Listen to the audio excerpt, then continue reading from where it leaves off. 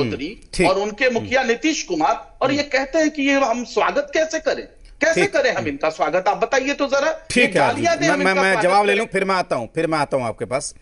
किशोर कुणाल हमारे साथ जेडीयू की तरफ से जुड़े हुए हैं। किशोर जी, ये बताइए कि अभी ये 2-3 बातें कह रहे थे, ये कह रहे थे कि स्वागत कैसे करें, और जब भी उनके खिलाफ कोई बिल आता है जेडीयू बीजेपी के साथ हो जाती है। ये कह रहे थे कि देवेश चंद्र ठाकुर ने ये बोला, ललन सिंह ने ये बोला, खालिद अनवर का बयान कोट किया गया। इस पे आप क्या कहेंगे किशोर जी? देखिए राजेश जी, नमस्कार आपको और सभी पैनलिस्ट भाइयों को भी नमस्कार। जो हमारे आरजू जी हैं इसी तरह से बोलने के लिए जाने जाते हैं। देखिए नीतीश कुमार जी का ट्रैक रिकॉर्ड बोलता है, हम वायदे नहीं करते हैं बल्कि आंकड़ों के सारे ट्रैक रिकॉर्ड को दिखाते हैं। हम उस बिहार की तो बात करते हैं, हम उस अल्पसंख्यक समाज की बात करते हैं जिसके लिए 2005 में मात्र 3.5 करोड़ का बजट हुआ करता था, उसको हमने 700 करोड़ के बजट में कन्वर्ट किया है। देश का पहला राज्य है बिहार जहां 8000 से अधिक कब्रिस्तान को हमने घेराबंदी किया है। बिहार में अल्पसंख्यक कल्याण के लिए लगातार कई स्कीम चलाई गई है और उस स्कीम के माध्यम से समावेशी योजनाओं को आत्मसात किया गया है। और ये हम नहीं, हमारे आंकड़े बोलते हैं, बिहार सरकार का ट्रैक रिकॉर्ड बोलता है। जहाँ तक आरजू जी अन्य नेताओं की बात कर रहे थे, तो ये इस तरह का बयान देने वाले लगभग हर दल में कुछ न कुछ मिल जाते हैं। लेकिन क्या आरजू जी बताएंगे कि नीतीश कुमार जी ने कभी धर्म के रिगार्ड में कुछ ऐसा बात बोला है जिससे कि परेशानी हो किसी धर्म के लोगों को? नीतीश कुमार जी हमेशा से समावेशी विकास के लिए जाने जाते रहे हैं। हमने लगातार काम किया है और हम लोग लगातार काम करते रहेंगे। हमने हर धर्म का, बिहार में हर धर्म के लिए काम किया है, चाहे वह हिंदू हो, मुस्लिम हो, सिख हो, जैन हो, बौद्ध हो या अन्य धर्म हो। हमने हर धर्म के लिए काम किया है, चाहे वो मुस्लिम धर्म के ही लोग हो। आप देखेंगे हर एक अंजुमन इस्लामिया को उठाकर आप देख लें, हज भवन को उठाकर देख लें, कई ऐसे आइकॉनिक बिल्डिंग्स हैं जिसको बिहार सरकार ने बनवाया है।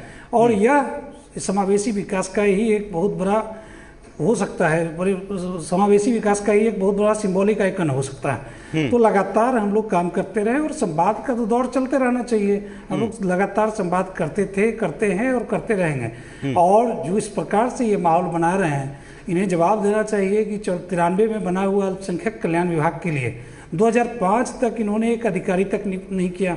ये लोग आज अल्पसंख्यक के कल्याण के लिए बोल रहे हैं, तो ये तो हंसी के पात्र खुद बन रहे हैं और पूरे बिहार को हंसी का पात्र बनाने का प्रयास कर रहे हैं। मैं आ रहा हूँ अर्जुन, एक बार बोलना, मैं आऊंगा दोबारा। अर्जुन एक छोटा सा जरूरी है सर। हाँ बिल्कुल। ये बार बार अल्पसंख्यक कल्याण मंत्रालय की बात कर रहे थे। उस अल्पसंख्यक कल्याण मंत्रालय का गठन किसने किया? आदरणीय लालू प्रसाद यादव जी ने। और उसको अल्पसंख्यक आयोग को कानूनी मान्यता किसने दी? लालू प्रसाद यादव जी ने। 12,500 उर्दू टीचरों की बहाली किसने की थी? आदरणीय लालू प्रसाद यादव ने। बीपीएससी में उर्दू स्क्रिप्ट को मान्यता किसकी वजह से मिला? अधिकार पदाधिकारी मुस्लिम जो हुए समाज में बड़ी संख्या में भागीदारी ली, वो किसके वक्त में हुआ? आदरणीय लालू प्रसाद यादव के वक्त में। लालू जी ने विधानसभा अध्यक्ष और विधान परिषद का मुस्लिम समाज से बनाया, ये किसके वक्त में हुआ? आदरणीय लालू प्रसाद यादव जी के वजह में हुआ। विधानमंडल स्क्रिप्ट में उर्दू लिपि में प्रोसोटिंग लिखने का अनुमति प्रदान किसने किया? आदरणीय लालू प्रसाद यादव ने। और लालू जी ने उर्दू जो कि दूसरा राज्य का भाषा है उसको मैंडेटरी कर दिया, उर्दू लिख सकते हैं आप। ये किसने किया? आदरणीय लालू प्रसाद यादव ने। आप क्या कर रहे हैं मैं बताता हूं। मैं छोटा सा, आप क्या कर रहे हैं? जो नवादा में, जो ससाराम में जो दंगे हुए, उस दंगे के अपराध आ रहा हूं ना, ऐसे डिरेल हो जाएगा। अर्जुन जी, आप बोल चुके हैं, मैं दोबारा आपके पास आता हूं। प्लीज अर्जुन जी प्लीज, मैं दोबारा आपके पास आता हूं।